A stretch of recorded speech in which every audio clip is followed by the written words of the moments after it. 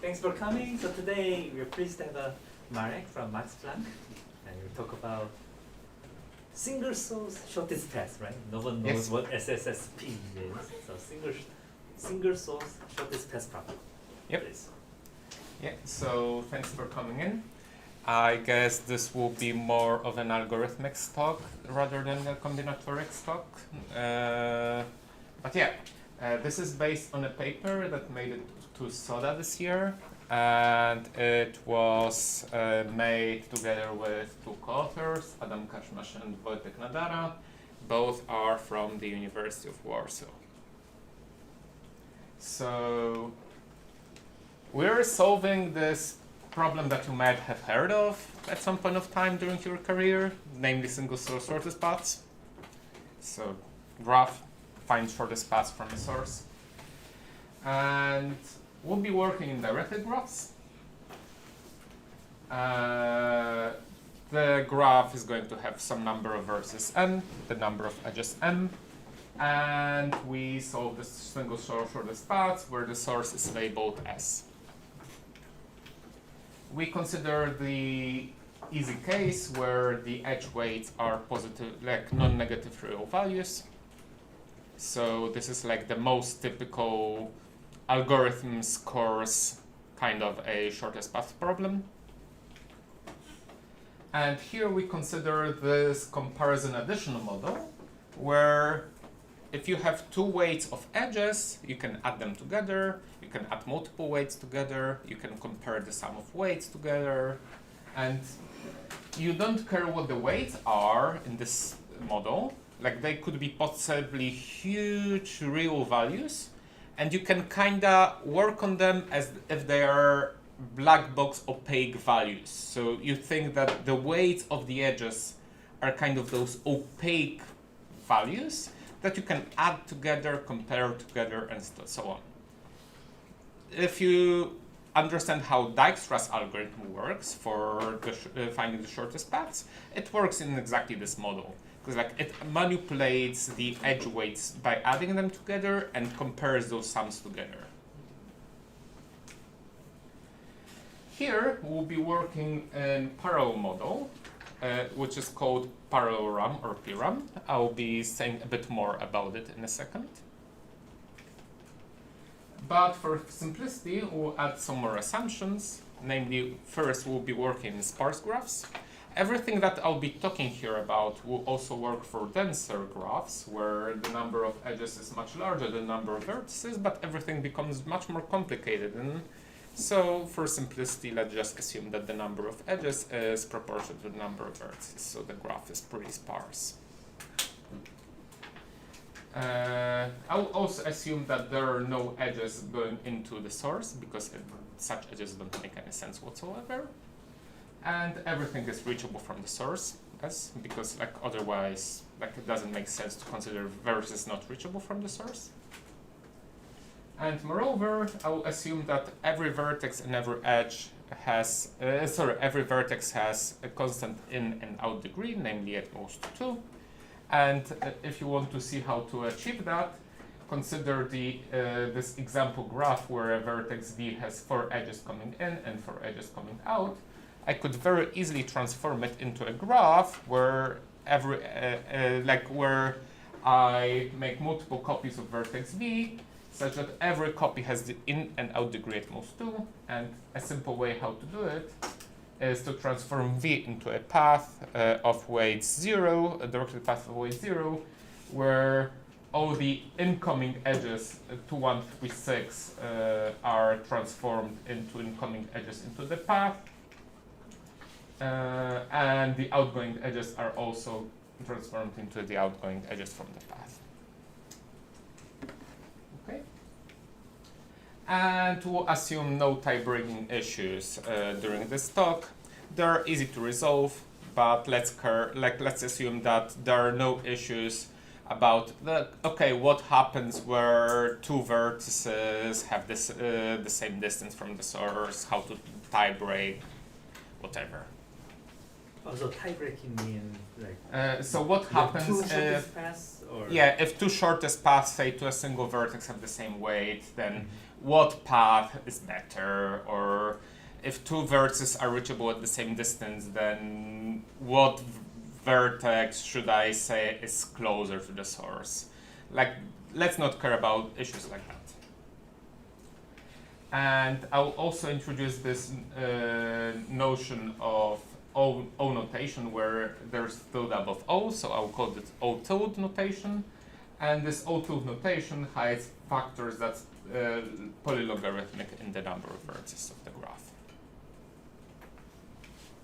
Okay, so let's very quickly talk about the parallelism model we'll be working on in this talk. So it's, I think, the earliest parallelism model that's been introduced in the theoretical computer science, namely parallelogram or PRAM. In this model, we have the common working memory, a lot of cells of the memory, and we have lots of processors that can operate on this memory, on this shared memory. And at every point of time, at every time step, some of the like you have lots of processors, and at every time step, some of the processors might make some work, and this work is either reading from the memory, or writing to the memory, or doing some computations. Okay, so here at this point, say 8 processors are making some work, and some of them are writing, some of them are reading from memory, and some of them are doing computational work. And we define the depth of any algorithm working in this model as the total time spent from the start of the algorithm to the end of the algorithm. So you would want the depth of the algorithm to be as low as possible. And also you define the work of the algorithm as the kind of a total energy spent by the processors. So for any time step, you measure how many processors made any work, and you sum this up together, and you have the total work of this algorithm. Okay. So for example, if you have matrix multiplication, where you have to multiply two matrices together, then you could devise a very simple parallel algorithm solving the matrix multiplication. So first, we can initialize the matrix to all zeros matrix, and then by having like n squared processors, each of them filling out one entry of the matrix to 0, and then you could have like say n cubed processors working at the same time roughly, and each of them updating the cell ij to the product of aik times bkj. You might have an issue with this line of the algorithm in a second. I'll address that in a second. But the depth of this first loop is constant because like it's just one thing that's happening. Like every processor does one time step of the work, and the total work of this loop is n squared because n squared processors are doing any work. Here, it's slightly tricky. I will address that in a second again. But I'll show that in a second that this loop can be implemented in almost constant depth with like polylogarithmic factors hidden in this notation, and work cubic again with the polylog factors hidden in the notation. And now you might have an issue that, oh, it's not clear how to like compute the sum of the, like how to make n processors work on the same memory, like save something to the memory location so that like after all those processors save something to this memory location, like the contents of Cij is the sum of the things that processors try to save to this memory location. Oh, can I ask something? So, what's the meaning of depth and work? Okay, so coming back, Sorry, depth is like the total time spent from the beginning of the algorithm to the time to the end of the algorithm, and the work is like total work spent by all the processors to make this algorithm work. Okay, thank you. Okay. So how to actually achieve this this kind of depth and work? So the thing that usually happens, so the way you usually do it, I mean, it's one of the most common exercises in parallel algorithms courses, but the way you do it is that, okay, so for every INJ, processors assigned to like work on the memory, so to save to memory, so INJ can work independently from each other. So the matter is how to coordinate the processors for that multiply AIK times BKJ.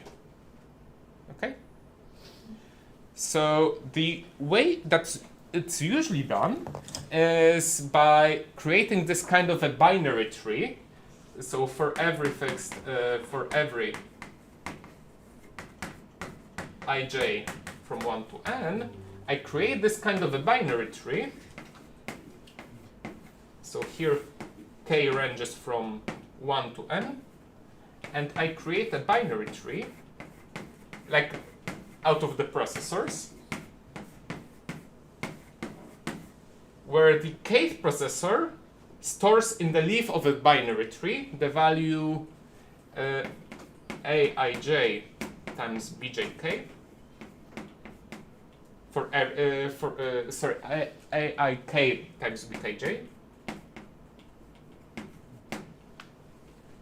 Okay, so here is this value for k equals 1, here is this value for k equals 2, here is this value for k equals 3, for k equals 4, for k equals 5, for k equals 6, k equals 7, and k equals 8. And then, in this binary tree fashion, the processors coordinate each other to sum up the values bottom up the tree. Okay? And then, in the root of the binary tree, I will have the sum of all values of the form aik times bkj. Okay? But now the issue is that the depth is logarithmic in the number of processors and the work is like cubic.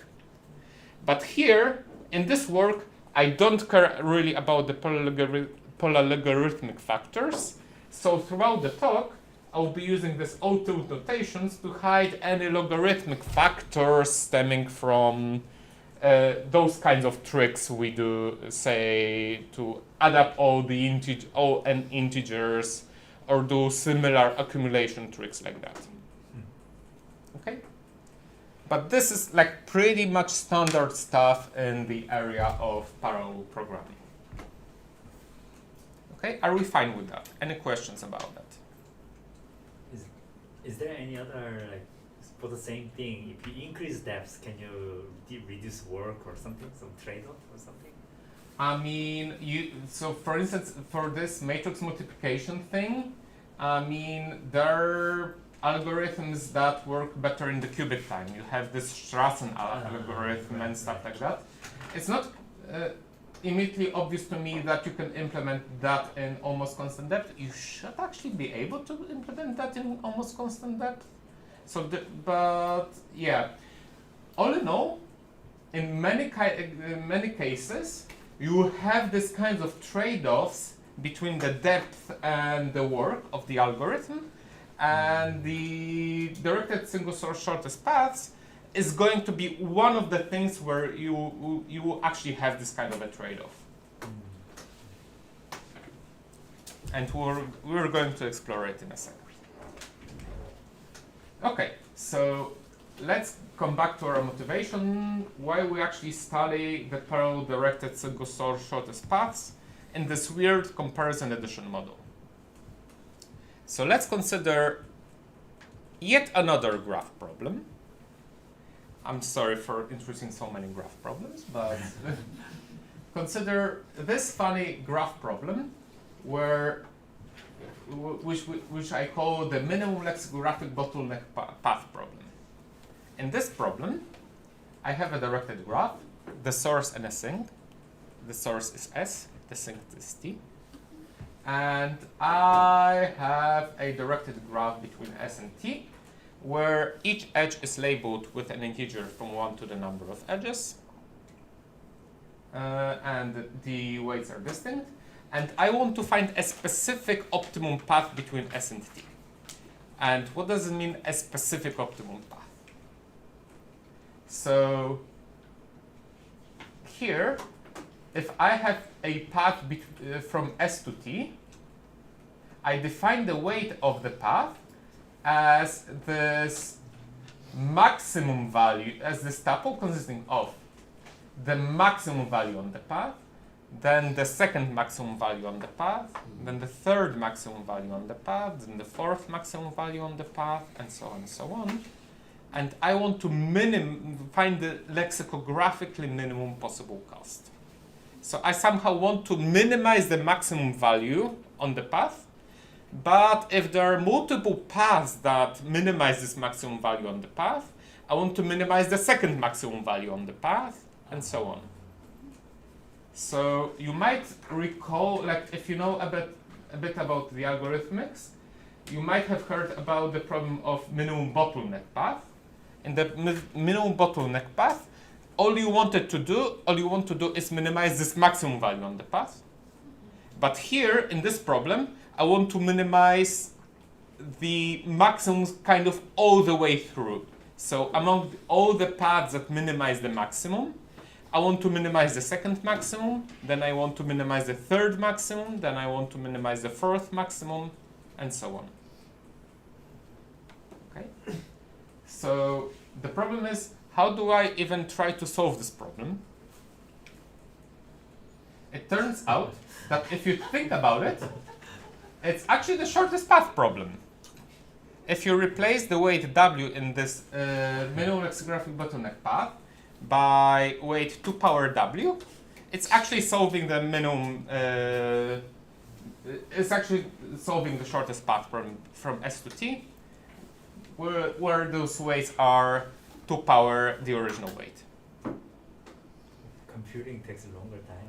Yeah, but of course the problem is that like it's kind of hard to operate on the m-bit values in the real world model, and I will circle back to it at the end of the talk. But in the comparison additional model, where I only kind of operate on those opaque weights of the edges, it's essentially this model. So it makes sense to study this model of computation. Okay. So that's why it makes sense to study this this model, where I have those opaque positive reals, and I want to find the shortest path from the source to the sink. Okay. Okay. So let's try to understand two basic algorithms for single source shortest paths that you might have heard of. The first of them is Dijkstra's algorithm, where you essentially repeat the loop n-1 times, where you discover a new undiscovered vertex closest to S, and you declare that, oh, it's the new vertex that I discovered, and I added kind of my front of the discovered vertices. And if you implement it correctly, it has linear depth and almost linear work. And again, I hide any polylogarithmic factors here. There's a slightly more involved algorithm where I do this so-called min plus product. Namely, I initialize the distance matrix M by storing the zero distance from U to V if U is equal to V, because like, well, the distance from a vertex to itself is 0. If I have an edge from U to V of weight C, I store the initial distance from U to V as C, and otherwise I initialize the distance by with infinity. And then I repeat the following loop log n times. I iterate all vertices A, B, C from 1 to n, and I update the distance from A to C I might upgrade it by noticing that, oh, maybe it's better to create a path from A to C by going first through B. So by going first to A to B, and then by going from B to C. Okay? And now observe that after L iterations, M, AC, holds the best path from A to C that contains at most 2 to power L hops. Okay, so at most 2 to power L different steps.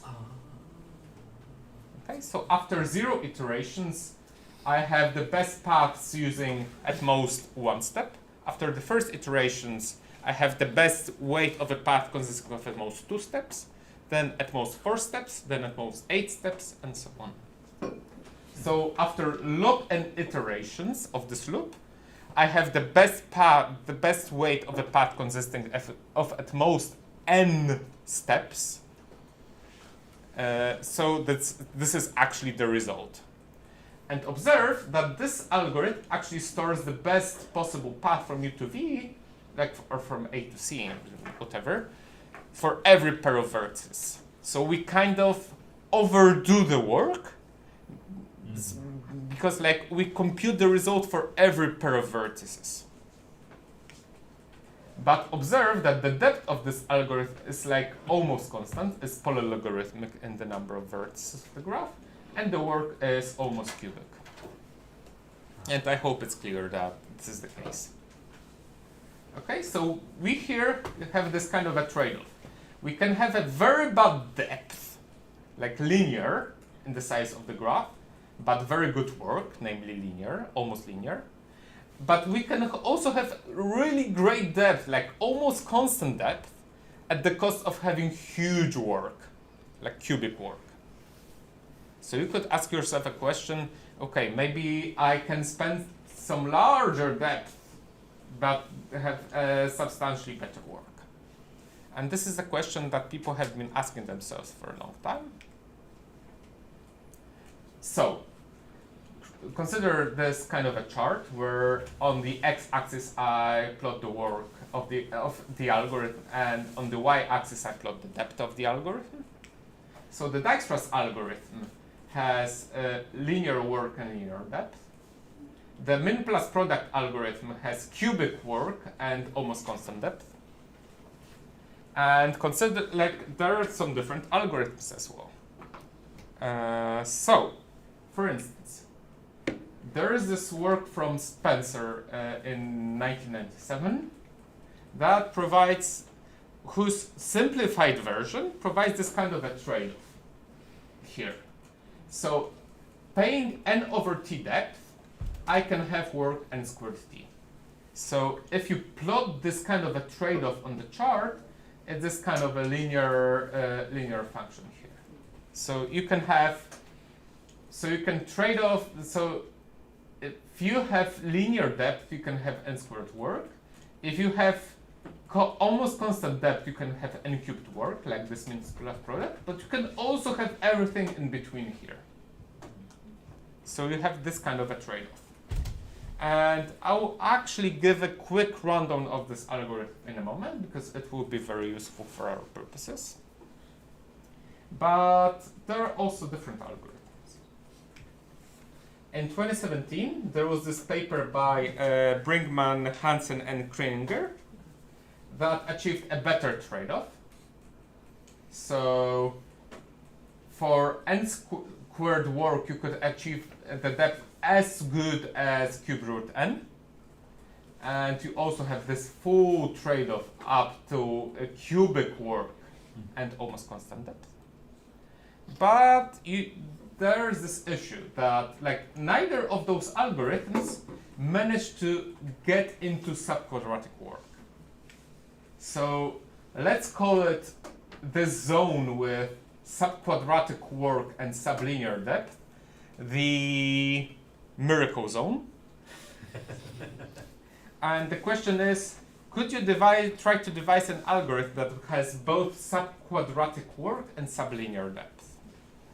It it turns out that if you add some additional assumptions to the problem, then you sure can solve this problem within this miracle zone.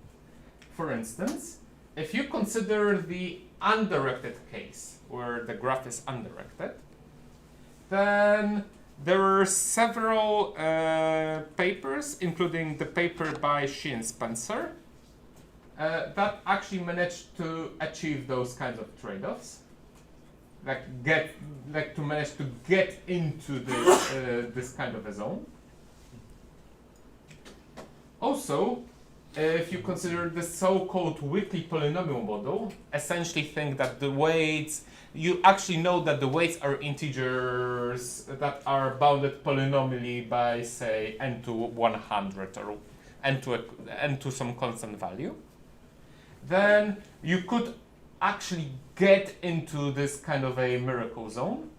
And the best currently known algorithms can achieve an optimum almost linear work and at the cost of square root n depth. It's actually a huge open problem if you can get below square root n depth while still achieving almost linear work. It's one of the hugest problems in this area of parallel algorithms. Are you still in the comparison addition model? This is not the comparison additional model.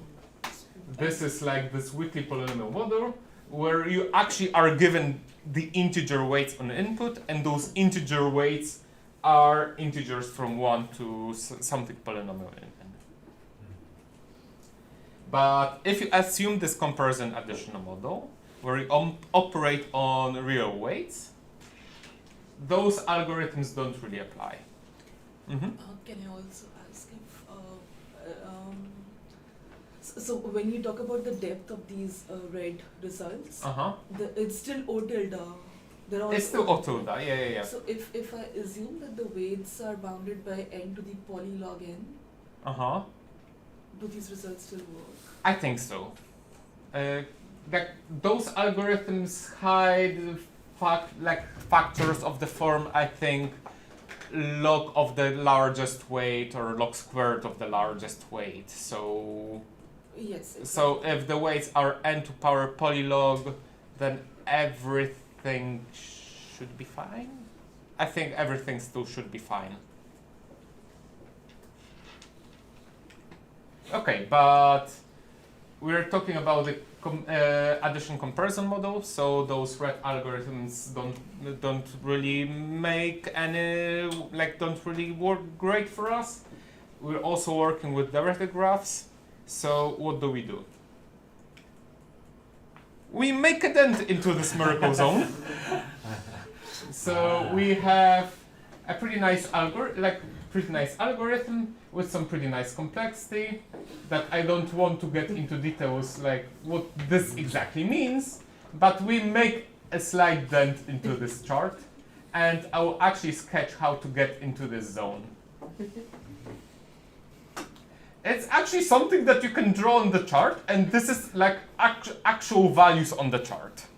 Like it's not like n to 0.99999, it's actual values that you can compute. Actual exponents. So the main result in the sparse case, where the number of edges is linear in the number of edges, is that you can solve this problem for directed graphs for any value parameter t from 1 to square root n, strongly polynomially in depth n over t, and this kind of a work, which is subquadratic for sensible values of t. Okay, and for instance, if we plug in t equals n to 1 over 9, you get work that's subquadratic by a factor of n to 1 over 9, and that's sublinear by a factor of 1 over 9. And by the way, there's also a dense case result that gives you subquadratic work and sublinear depth that is actually linear in the number of edges. And actually, if you have dense enough graphs that are actually very dense, say, think n to 0.99 edges, then this actually gives you an almost linear algorithm. and with strictly sublinear depth.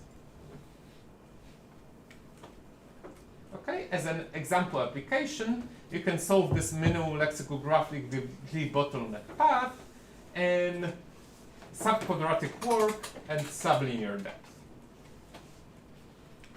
And there are also some other applications like parallel strongly polynomial algorithms for problems like minimum cost flow, maximum weight bipartite matching, and so on. We're not going to talk about those. And also, for some reason, it gives you a non-parallel, like a sequential data structure for strongly polynomial incremental minimum mean cycle. That's the best data structure that we are aware of in the non-parallel setting. But we're not also not going to mention that during the talk. What is mean cycle? Mean cycle as in the cycle of minimum possible mean weight. So if you have a graph, you could try to consider what's the mean arithmetic mean value of the values on the cycle. Oh, so and you want to minimize that. Yeah, the average. Yeah. But we're not going to talk about that. Instead, we'll be trying to talk about the ingredients in the proof of our main result, which is single source shortest paths. Okay, so in order to talk about that, we need to talk about the Spencer's algorithm, the simplified version of the Spencer's algorithm. So it's going to give you this kind of a trade-off. We're trying to sketch this kind of a trade-off between the Dijkstra's algorithm and the min plus product algorithm. So there's this trade-off. The Dijkstra's algorithm works by discovering one closest node at a time, and it discovers one closest node at a time in almost constant work and almost constant depth, and you essentially repeat this algorithm n times to end up with an algorithm that has linear work and linear depth. At the other extreme, you have the min plus product algorithm that discovers n closest nodes at a time in cubic work and constant depth, and you repeat this algorithm one time, and you end up with, well, cubic work and constant depth, up to polylog factors, that is. So you could consider, okay, what if you tried something in the middle, and Spencer actually gives you a way to do it. So he can discover t closest nodes at a time in work that's nt squared, so something worse than a constant, but like there's this trade-off that, oh, you could plug in t equals say n to 0.1 and have work n to 0.2, and that still is essentially constant. And you could repeat this algorithm n over t times and end up with work n squared t and depth n over t. Okay, does it make sense so far?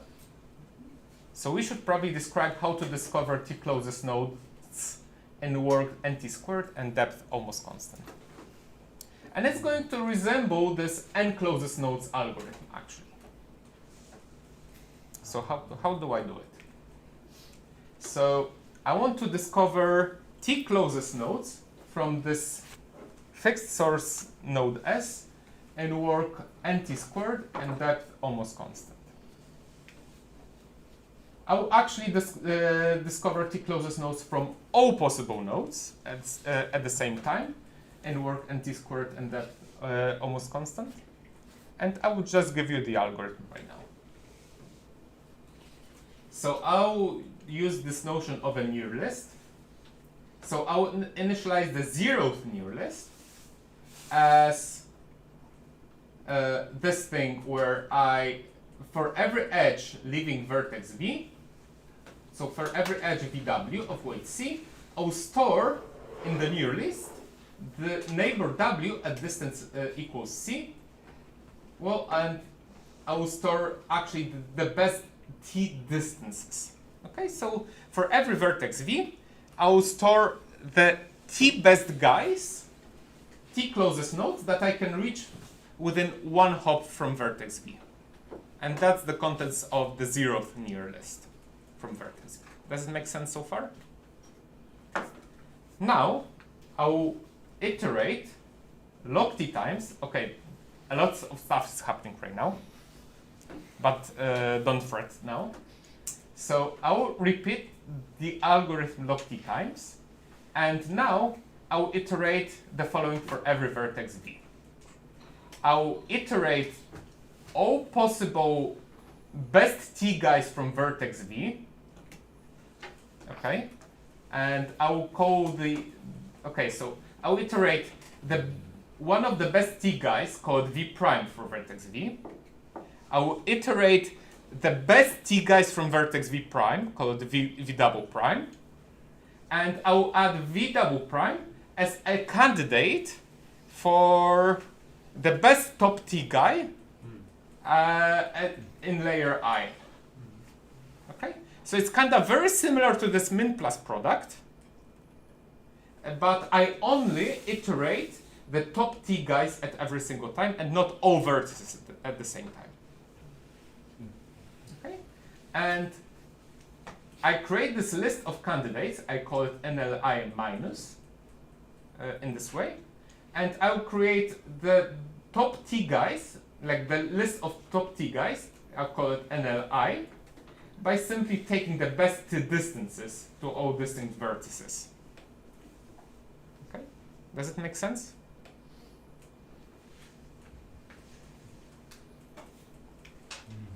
Okay, so just to repeat this thing in words. So I have log t phases. After phase I want the near list I of V contain t closest nodes that are reachable from V via paths that use at most 2 power I hops, at most 2 power I steps. After phase 0, I want each node V to store in the 0th near list simply t closest neighbors. So this is precisely the t closest nodes via paths of length at most 2 power 0, which is 1. And in phase I have that the near list of I, like the near list at level I, so with at most 2 power I hops, consists of the vertices that the top t vertices reachable in 2 power I minus 1 hops, and those vertices V double prime such that there exists some V prime which is a top t vertex reachable within 2 power I minus 1 hops from V, and the vertex V double prime is reachable, is the top t vertex reachable in at most 2 power I minus 1 hops from vertex V prime. Okay, so again, if V double prime is reachable from V within at most 2 power I hop, within some h hops, and h is at most 2 power I minus 1, then it's already in the near list of I at level I minus 1. Otherwise, there is some midpoint, some midpoint V prime, say the point after 2 power I minus 1 hops, and it's some value V prime, and it's stored in the near list at level I minus 1.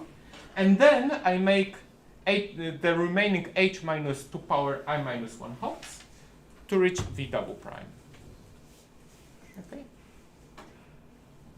So that's why every V double prime, that's one of top t vertices reachable within 2 power I hops, has this midpoint V prime,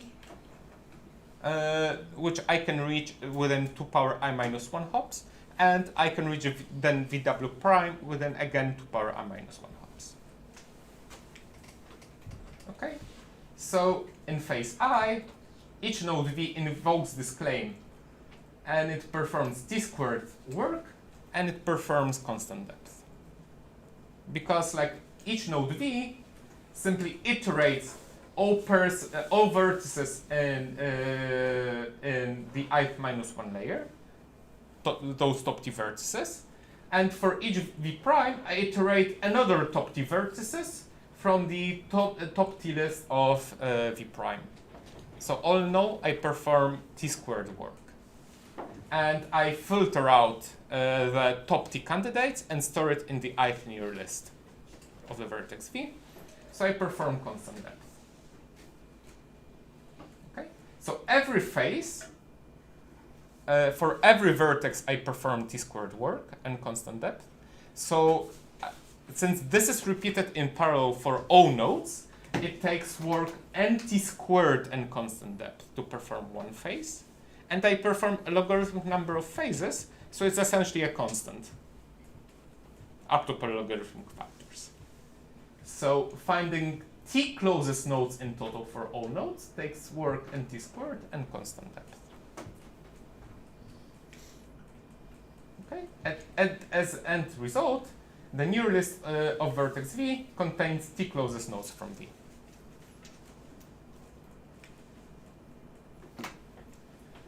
Okay, so the idea of the algorithm is now to, and repeating this algorithm n over t times gives you recovers you the Spencer's result. Okay, Maybe so or tell me what I'm overlooking. If I take two cliques that are like two t vertices each and just put an edge between them that has like ginormous weight, how do I discover this edge when I repeat this? Okay, so after you discover the t closest vertices from the source, you kind of imagine that you contract those t found vertices into the source, and you restart the algorithm from scratch with those t vertices contracted into a single vertex. And then you discover the new t vertices, you contract them into the source, you discover the new t vertices, contract them, and so on. Okay.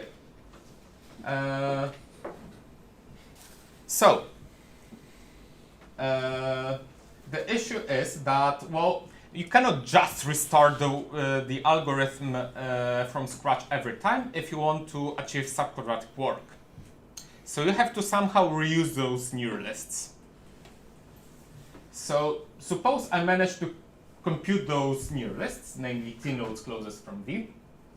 Remember that I can find those near lists and work n t squared and depth essentially constant. And well,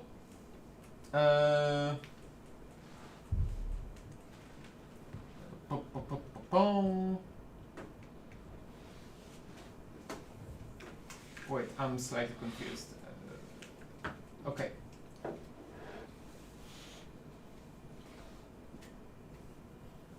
Okay, so suppose I start discovering the, start doing this process where I computed the near lists, and I want to do several discovery steps where I find the t nodes closest from v. I declare them discovered. I discover the next t nodes and declare them discovered. I find the next t nodes and declare them discovered, but without recomputing the near list from scratch. Okay? I want to avoid, like, I don't want to recompute the near list after the discovery of each t nodes again and again and again. Okay? I want to not recompute the near list from scratch. And the question for me is, can I somehow find a way not to recompute those lists, but yet still keep finding those next t closest nodes from the source that are not discovered? Okay, is the goal clear? I hope. And I actually can do it by following this kind of a claim. Namely, if V is such a node, then either this vertex V that is supposed to be discovered in this iteration is stale, which means the near list of V contains a discovered vertex. We'll see soon what it means. Or there is this weird condition that there is this stale or a discovered vertex X and an edge from X to Y, such that V belongs to Y and or the near list Y. some weird condition. So, suppose I have the vertex S, and every vertex, I computed the neural list for every vertex of the graph. And suppose I made several iterations of the discovery of the t closest nodes, and I discovered this gray area of the graph already. And suppose that V is one of the top t vertices that are not discovered yet. So this V is one of the vertices that have to be discovered during the next iterations, during the next iteration of the loop. So I claim that either the near list of V contains one of the discovered vertices, in which case I name that V as stale, and possibly V is to be discovered, or there is some stale, so either V is one of those violet vertices, okay, whose near lists contain some discovered vertex, or there is some stale or a discovered vertex X, and some edge from X to Y, such that V is either the endpoint of this edge or belongs to the near list of the endpoint of this edge. Some weird conditions, I know. So how does it look in this example? So V is either stale, but like here it's not stale, because like I marked those stale vertices in violet, or there is some edge from X to Y. So I'll mark X as the last vertex that's either discovered or stale, and the edge, and here is the next vertex Y from the shortest path from S to V. And I will claim that Y is either V, or V is the in the near list of vertex Y. So suppose that V does not belong to the near list of vertex Y. What does it mean that V does not belong to the near list of vertex Y? That it means that the vertex Y, who stored its top t vertices reachable from Y, said that, oh, V is not one of the t closest vertices that are reachable from me. Okay? So all those red vertices here that are reachable from Y, this set of vertices does not include any of the discovered vertices and does not include V. Okay? So now the question to you is, okay, so is it even possible then that V is one of the closest t undiscovered vertices? Well, not really, because like, observe that all of those red vertices must be closer to the source than vertex V. Because like, observe that this is the shortest path from S to V, but this vertex Y said that, oh, by the way, those guys are closer to me than the vertex V here. And here are as many as t vertices that are closer to V than me. So those vertices, those red vertices, are all closer to the source than V. So V couldn't be one of the top vertices I should have discovered.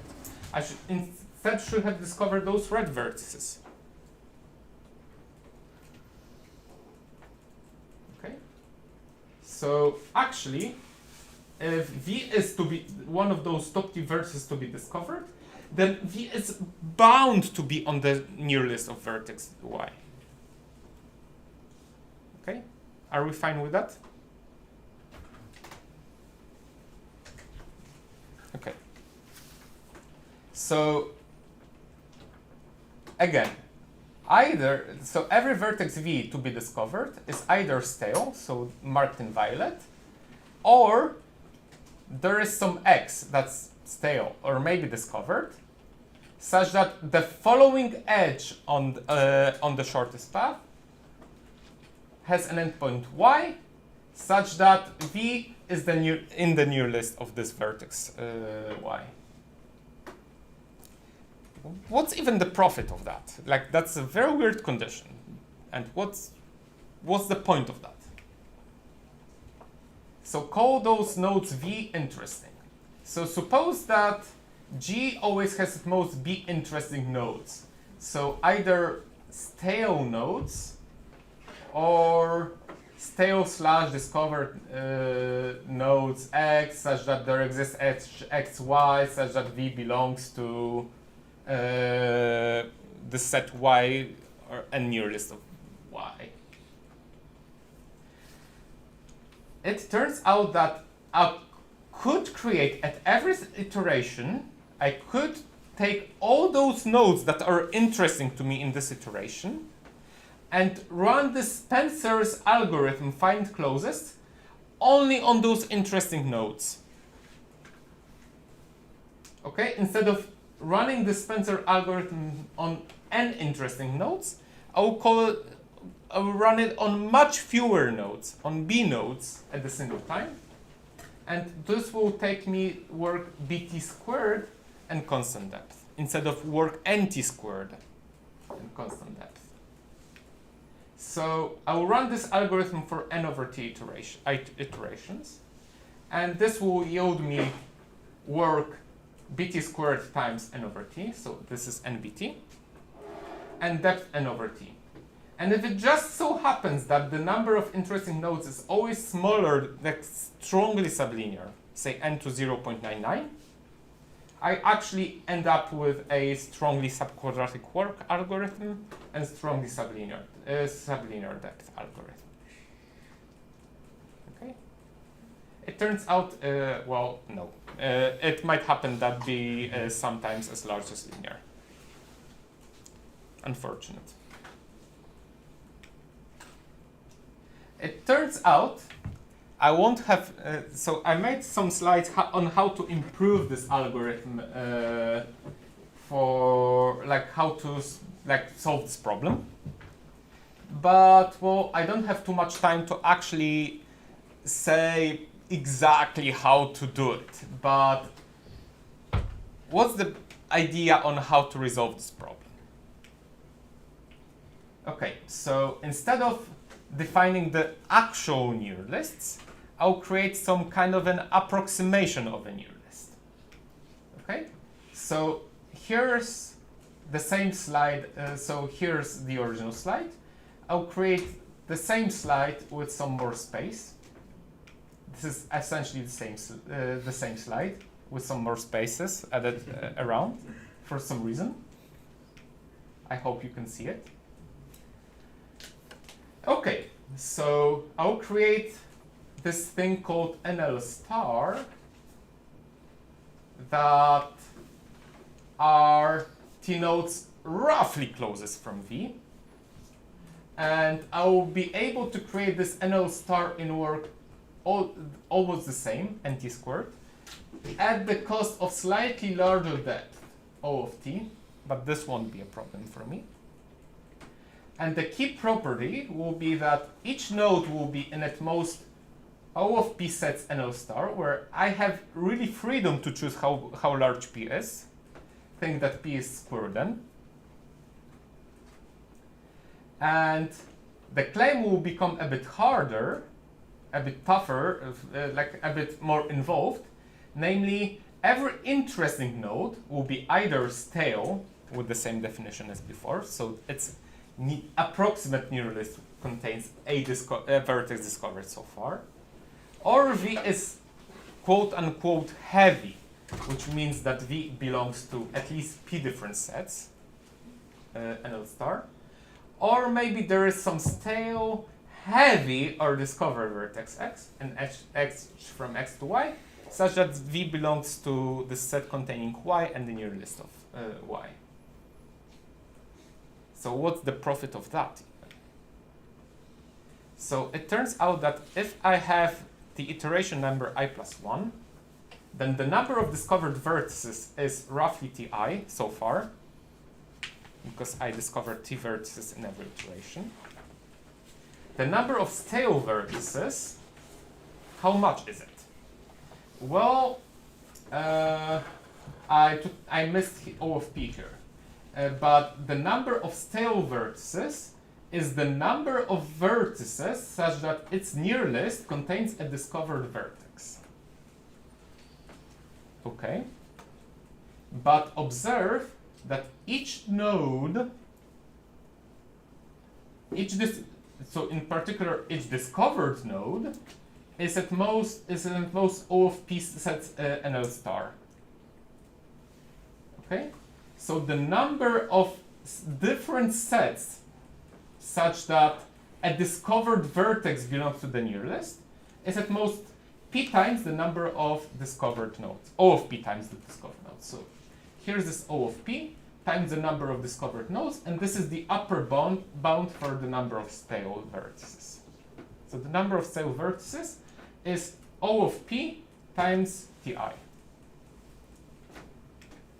And the number of heavy vertices, well, how is it bounded?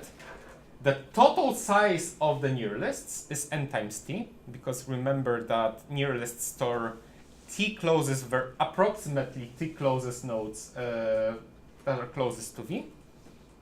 So the total size of the near list is n times t. But I declare a vertex heavy if it belongs to at least p different sets. So the number of heavy vertices is the most nt over p. So the number of interesting nodes is that, well, what is it? So it's the number of stale vertices, so pti, or plus the number of heavy vertices, so n times over p. So it's those two things. But there could be some stale, heavy, or discovered vertices, x. So the number of such vertices x is again pti plus nt over p.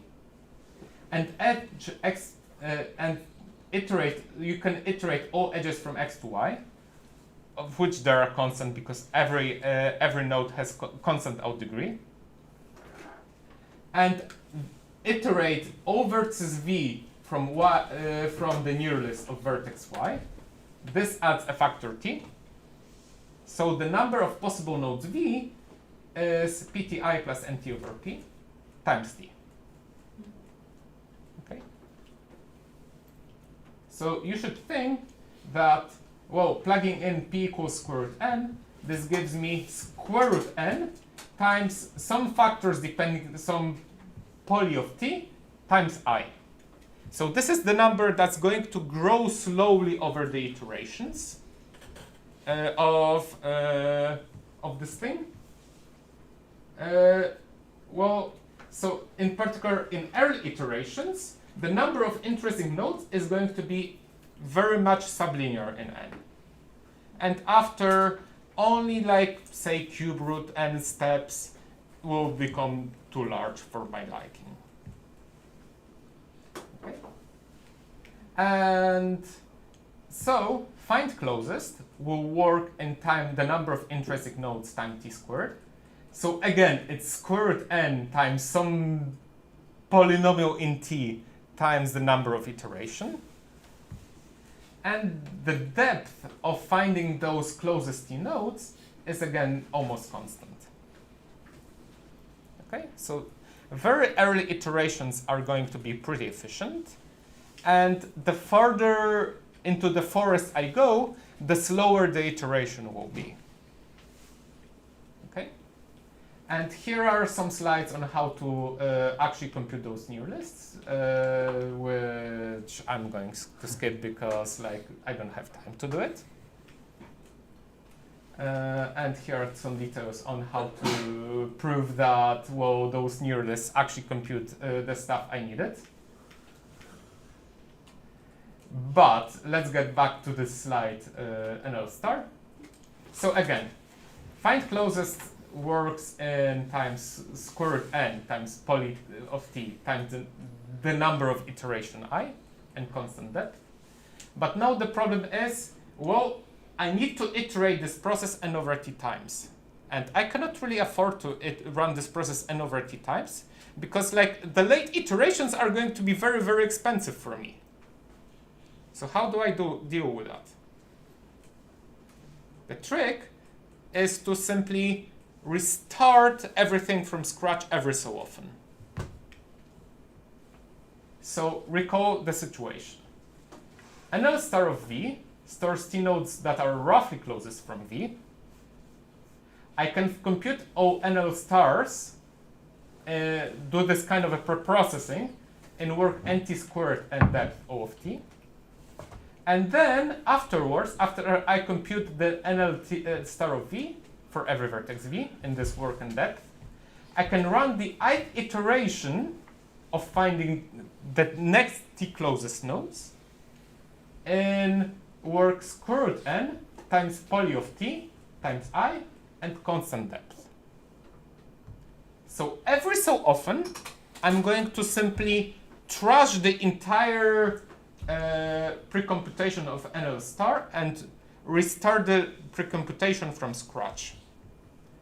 So every n to 0.1 iteration, I will discard the entire near lists. I will contract all the discovered vertices so far into the source S and restart the process again. Okay? So I'll recompute those near lists. I'll run another batch of n to 0.1 iterations. And I will contract everything and discard near lists and restart from scratch. Another batch of n to 0.1 iterations, do them, restart from scratch. So at all points of time, the number of iterations since like the last restart is going to be n to 0.1. So in particular, the work at any point of time is going to be n to 0.6 times poly of T, and the depth of this iteration will be constant. Okay, so let's perform the final complexity computation. We need to do n over T iterations in total of this finding T closest nodes. But I would restart the recomputation of NL star only n to 0.9 over T times. So the total recomputation work is n to 1.9 times T. And the depth of that is n to 0.9. Because again, I take this depth O of T, multiply it by n to power 0.9 over T. Every discovery step, as I mentioned before, is time n to 0.6 times T to the fourth. Because like I plug in I equals n to 0.1, that's the worst case scenario. And the depth of every discovery step is constant.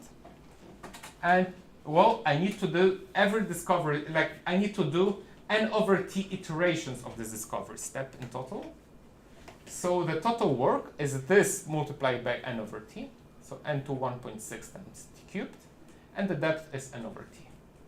Summing everything up, for T equals some n to some small constant, gives me the total work n to 1.91 and depth n to 0.99. And we're done. If you do the trade-off computation more carefully, you get an actual trade-offs, and you can get actual trade-offs that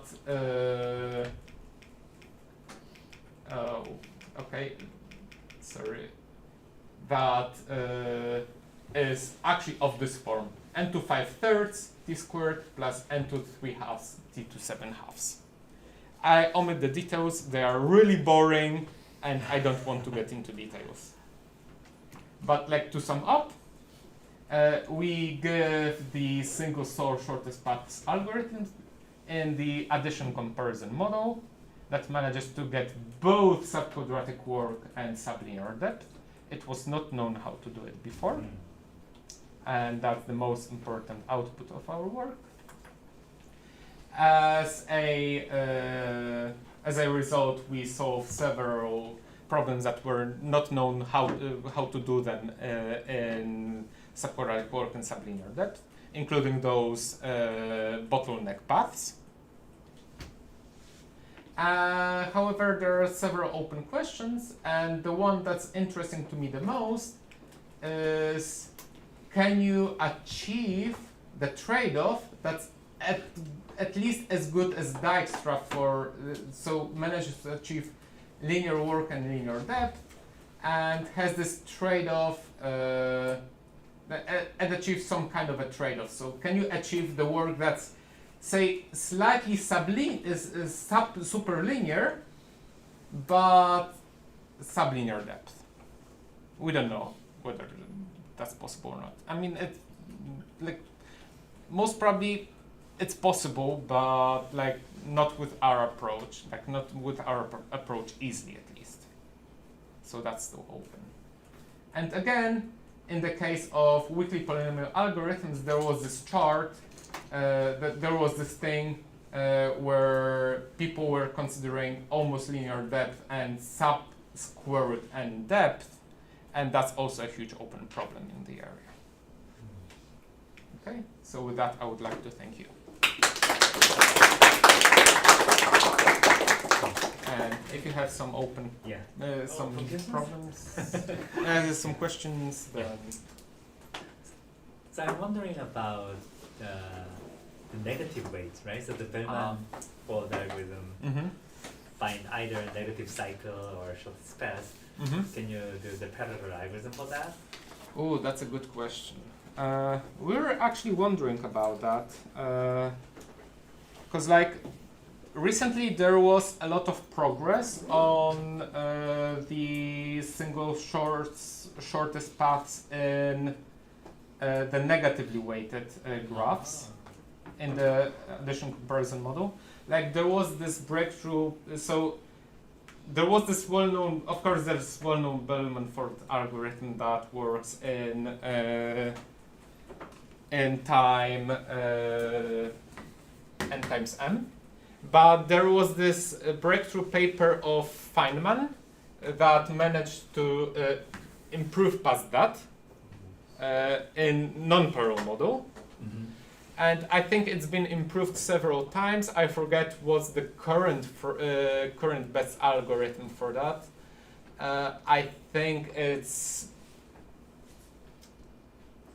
I don't want to write something that's incorrect now, but like there's been like several exciting improvements for the. Wasn't there an almost linear time stuff with Danupan and others? This is in the weakly polynomial model. So it's so the Danupan's work does not work in the addition comparison model. In the addition comparison model, there's this work of Feynman that was originally, I think, mn to the power 8/9 or something like that. But this has been reduced, I think, to 2/3 as of recently. And I'm not sure how this relates to the parallel model. Like, I'm not sure this has been researched. So you showed that for undirected graphs, things were known earlier. I'm just wondering, like, what helps in the undirected case of. Okay, so let's get back to that slide. Okay, I need to press quite a few. Okay, I need to go back quite a few slides, unfortunately.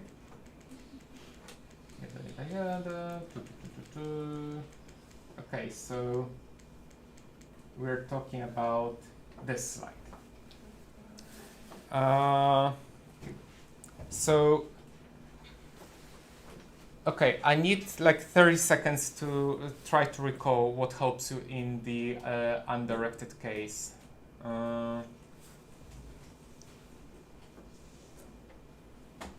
Because like I don't want to lie to you. You can also take it offline if you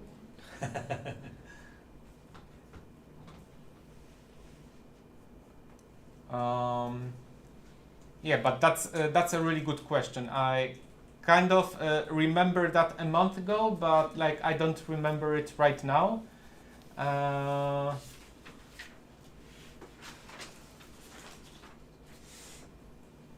Yeah, maybe let's take it offline. I'll try to recall it over the next few minutes. Other questions? So if not, let's Thank the speaker.